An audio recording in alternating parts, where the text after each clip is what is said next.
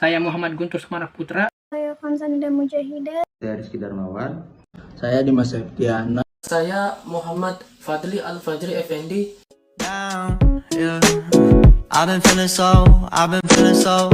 Mewakili kelompok 1 akan mempresentasikan tentang planning management. Planning atau perencanaan merupakan kegiatan untuk menentukan apa saja yang akan dilakukan terlebih dahulu sebelum kita melaksanakannya kemudian. Seperti yang diungkapkan oleh Newman dalam Firmansyah dan Mahardika 2018 halaman 35 bahwa planning is deciding in advance what is to be done, yang berarti perencanaan adalah menentukan terlebih dahulu apa yang akan dilakukan. Tentunya definisi sederhana tersebut mengundang banyak pertanyaan seperti apa saja yang dilakukan, untuk apa penentuan lebih awal tersebut, dan apa saja yang menjadi faktor pertimbangan penentuannya. Menurut Ellen dalam Firmansyah dan Mahardika 2018 halaman 35, planning is the determination of a course of action to achieve a desired result. Artinya, perencanaan adalah penentuan serangkaian untuk mencapai hasil yang diinginkan. Aspek-aspek perencanaan yang pertama adalah proses, yaitu suatu konsep dasar yang menjelaskan bahwa kegiatan yang dilakukan akan berjalan sesuai dengan tahap yang ditentukan. Dalam hal ini, kegiatan dalam perencanaan dilakukan menurut proses yang berlaku. Kedua, penetapan tujuan dan sasaran, yaitu kegiatan merencanakan ke arah mana organisasi dapat menetapkan tujuannya secara khusus ataupun umum, tujuan jangka panjang maupun tujuan jangka pendek. Yang ketiga, pemilihan tindakan, yaitu organisasi harus mengoptimalkan pada beberapa tindakan yang efektif ketimbang harus menggunakan semua tindakan yang kadangkala tidak efektif. Yang keempat, mengkaji cara terbaik, dan yang kelima, tujuan. Berikutnya ada unsur-unsur perencanaan. Pada dasarnya, perencanaan adalah kebutuhan untuk memberikan jawaban atas pertanyaan-pertanyaan apa, siapa, kapan, gimana, mengapa, dan bagaimana. Dalam kaitannya dengan planning atau perencanaan, berbagai pertanyaan tersebut disebut sebagai unsur-unsur perencanaan.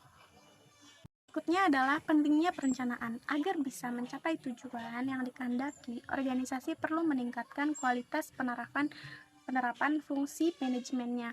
Sebagai salah satu fungsi manajemen, perencanaan berperan penting karena akan menjadi fondasi bagi pelaksanaan fungsi manajemen lainnya untuk mencapai tujuan. Fungsi manajemen lainnya hanya akan menjalankan kegiatan yang sudah ditetapkan dalam fungsi perencanaan itu sendiri. Berikutnya ada manfaat perencanaan, yang salah satunya adalah menciptakan arah atau fokus dan tujuan perusahaan, menjadi pedoman ataupun standar bagi upaya pengurangan ketidakpastian. Berikutnya ada perencanaan menimbulkan aktivitas-aktivitas yang teratur, lalu ada menjadi alat pengawasan, lalu merangsang prestasi.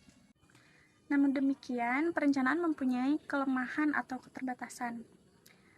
Di antaranya adalah perencanaan biasanya memerlukan biaya yang besar, lalu terkadang menghambat kreativitas, membutuhkan waktu yang lama.